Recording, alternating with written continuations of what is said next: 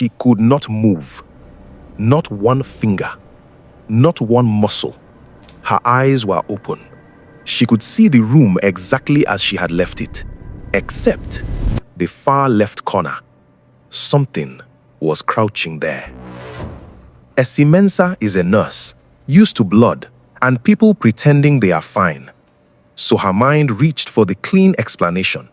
Sleep paralysis. Except it moved. Not like a dream. It moved with weight, with intent.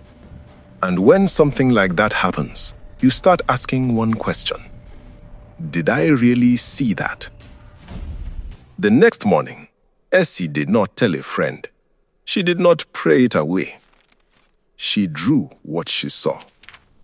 Not a story, a record. When we cross-checked that sketch, we found two older accounts. A late 16th century physician describing waking paralysis and a presence that pressed the air. Then, an 18th century medical account describing the same stillness and the same feeling of being watched. Essie had never heard of either. She still drew the same intruder pattern. That is where this stops being ordinary. Because Essie was not alone. Hiroshi Tada, engineer, Osaka. Constance Ndoluvu, primary school teacher, Bulawayo. 3 people, 3 continents, same week. No shared group chat, no shared folklore, and all 3 woke the same way. Essie was awake. She was certain of this. She could hear the hospital breathing around her, a ventilator down the corridor, the distant public address system, a cup of tea gone cold beside her. She could feel the pen in her hand, but she could not move. Everything was normal, except where the wall met the cabinet in the far left corner. Something was crouching. The textbooks would call it hallucination.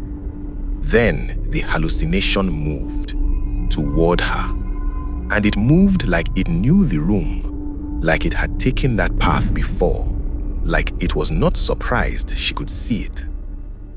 Hiroshi woke with the office lights still on. His first thought was professional, the deadline, the logic, the list. His second thought was that he could not feel his hands. He was awake. He could read the characters on the keys. He could not press any of them. He was an engineer. He assessed the situation. He had heard of sleep paralysis, had filed it in the category of interesting things that happen to other people. Then he noticed his office was not empty. Something was in the left corner, low, crouching. Constance did not wake gradually. She was simply awake, fully, as if a switch had been thrown. She could not move. Her grandmother had described this sitting by the fire. The waking, the stillness, the waiting, the visitor. Constance had listened politely and moved on. Now the visitor was in her room, in the corner where she kept her school bags since childhood. Something was crouching, and Constance remembered every word. She had not followed a single instruction. Here is what all 3 reported independently, in 3 different languages, with no knowledge of each other. It stayed low, crouching, close to the floor. It approached from the left. It was not exploring. It behaved like it had done this before.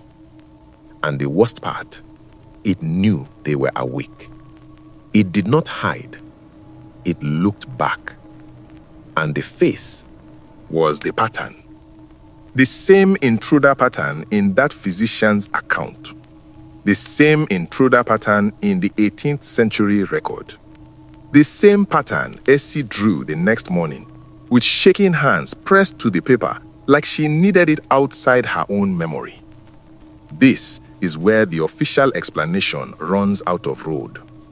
Yes, sleep paralysis is real. The body locked while the mind wakes.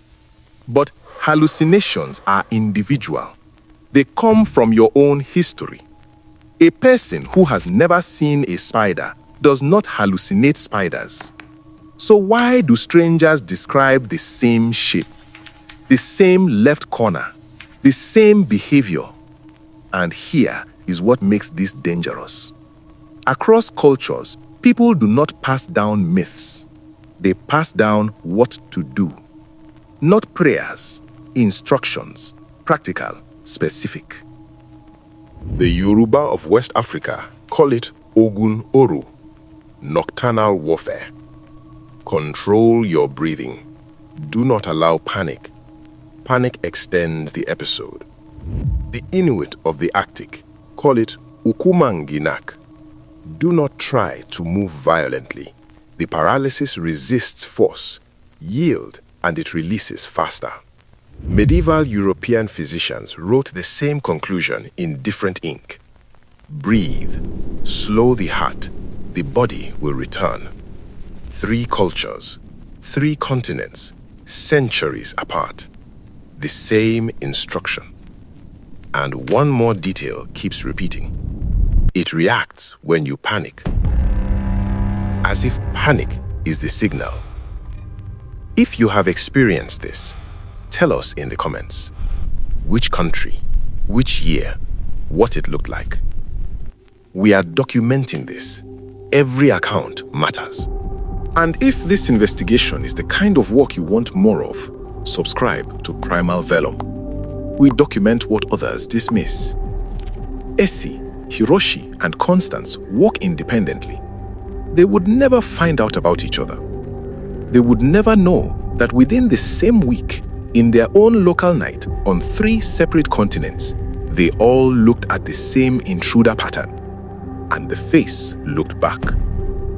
Tonight, somewhere in the world, thousands will wake up and not be able to move. Most of them will not look at the corner. Most of them will be fine. Most. The case file remains open.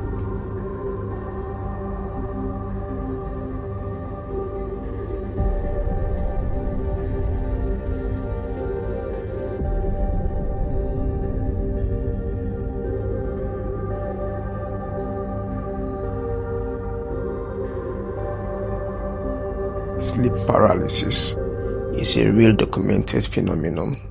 It affects thousands, causing temporary inability to move or speak. This terrifying experience is often accompanied by hallucinations. Primal Vellum, where myth becomes memory.